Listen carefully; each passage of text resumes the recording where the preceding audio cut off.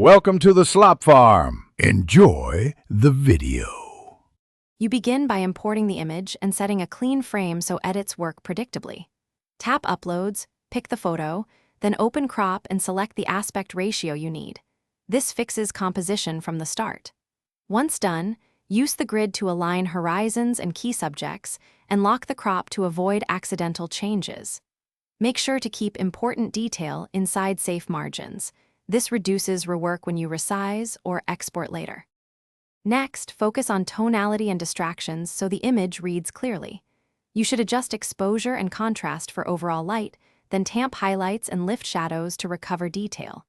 Once the base tone is set, tweak saturation and vibrance sparingly. Small changes avoid oversaturation. Use the background remover or the heal/erase tool to eliminate stray objects. This cleans the frame and centers attention. Make small, repeatable tweaks and to finish, add subtle sharpening and final color polish so details pop on screens. Increase sharpen or clarity gently to avoid halos and run a final check at the target size. When exporting, choose PNG or JPEG with quality between 80 and 100% and confirm pixel dimensions for the platform.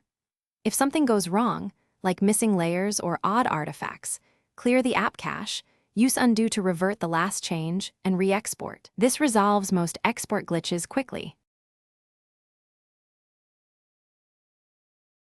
Thanks for watching. Consider subscribing if we helped you today.